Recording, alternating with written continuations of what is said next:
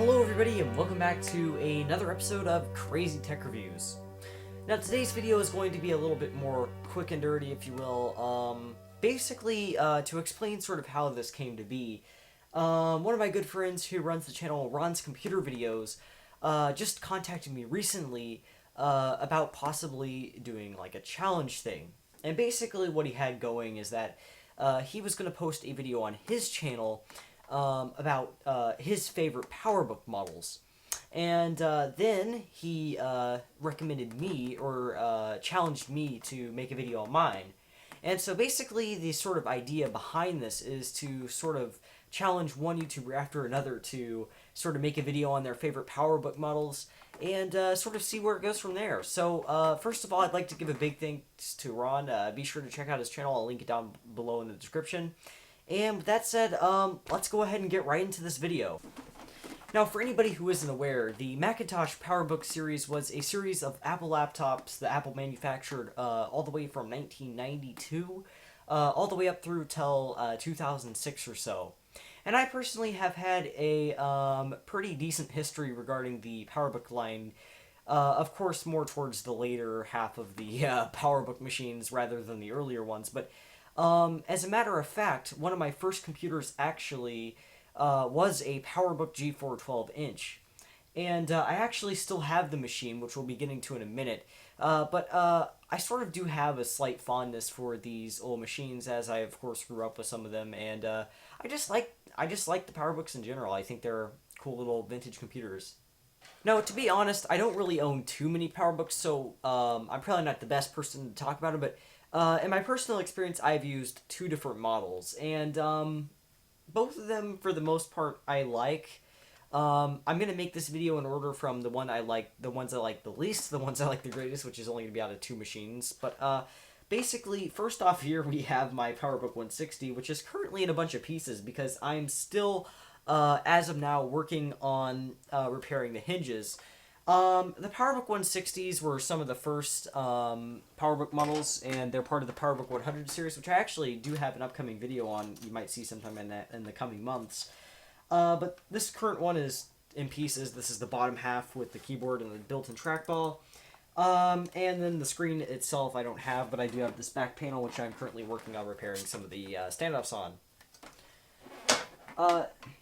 These computers are very nice little machines when they are in working condition and when they are in one piece, but the issue these machines tend to have as they age, as well as pretty much any 90s Powerbook up until like the G4 era ones. So basically the majority of the Powerbooks, especially the ones that use plastics, is the plastics become incredibly brittle on these machines. And you can see here, even on this bottom part, which is, don't get me wrong, a lot more intact than the top part, you can even see a bit of splitting and stuff here along some of these edges. The Powerbooks have a lot, especially these early ones, do have a lot of other problems, but personally, once you get through all those, it's a cool little computer to mess around with. I don't recommend getting a Powerbook to anybody from this particular era, but if you want a neat little project computer or something to, you know, mess around with and sort of get into the vintage Mac community, I would somewhat recommend these, as they are definitely cool little portable machines,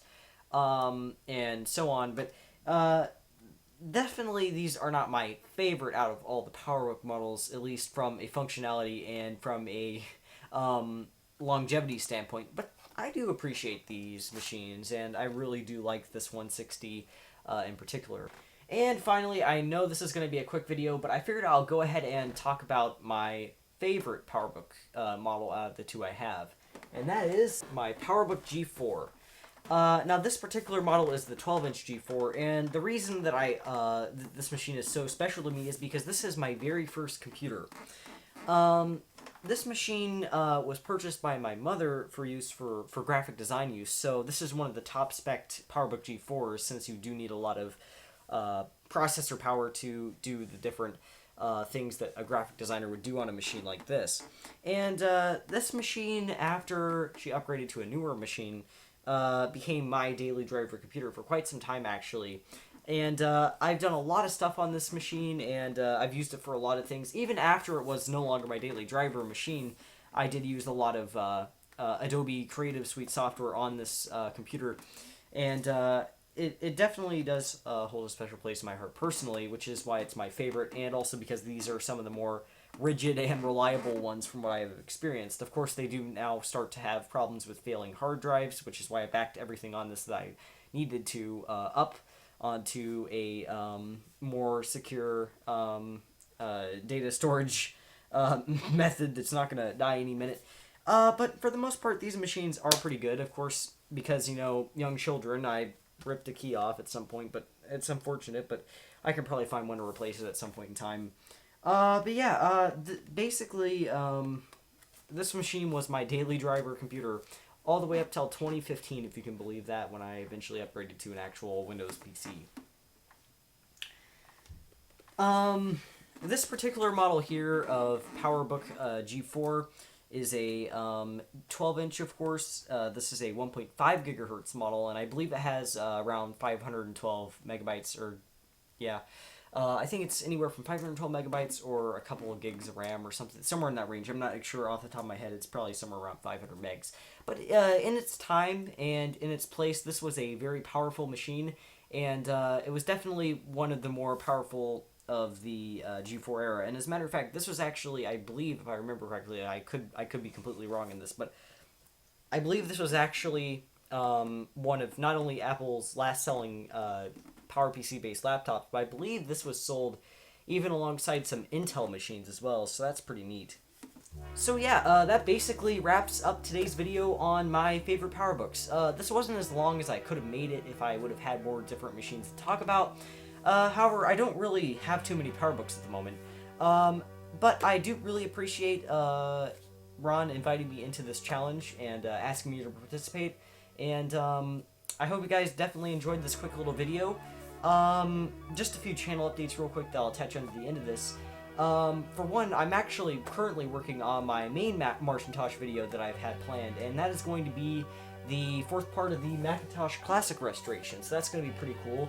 You're going to get to see how Steve did the repairs on that. He also posted a great video on that on his channel as well. However, I'm going to be doing my own video for this channel so that you guys can all see the Classic repair process. And then there will also be a few other things in there. I'll clean up the case a bit, do a few other things. But that's nearing completion. Expect it sometime next week. And some other things, the new studio is definitely getting close to completion. As you can see, I have this little shelf over here that I'm going to probably use as a backdrop occasionally as well, and I have lights that I can tilt in this direction. So a lot of cool stuff is coming up. I'm very excited for the channel this year. I feel like this year is going to be a pretty cool year for the channel, and I feel like we're going to grow a lot in this time period. And with that said, I'd also like to thank everybody who helped us pass 200 subscribers. It's unbelievable. I never thought that we'd even get this far, but we still have a long way to go. So if anybody's new here and you enjoy this content and my other videos, then be sure to click the like button to let me know I'm doing a good job. And also be sure to subscribe. I mean, I post videos fairly regularly when I can. I've been really busy this past month, so I haven't really been able to as much. But I do plan on doing a lot of videos in the future, and I plan on getting on a more steady upload schedule. So if you like vintage computers and vintage Macs, there's nothing preventing you from clicking that subscribe button down below. It's completely free. No effort required almost, so and it helps me out. So anyway, with that said, thanks everybody for supporting me. And I guess also, since I almost forgot, I'll go ahead and say who I'm going to recommend to take on the third part of this challenge. And I'm going to challenge Sean from Action Retro to make a video on his favorite Powerbook. So Sean, if you're watching this right now, let me know what you think. And with that said, can't wait to see your take on this. And yeah, thanks for watching everybody, and see you guys all next time.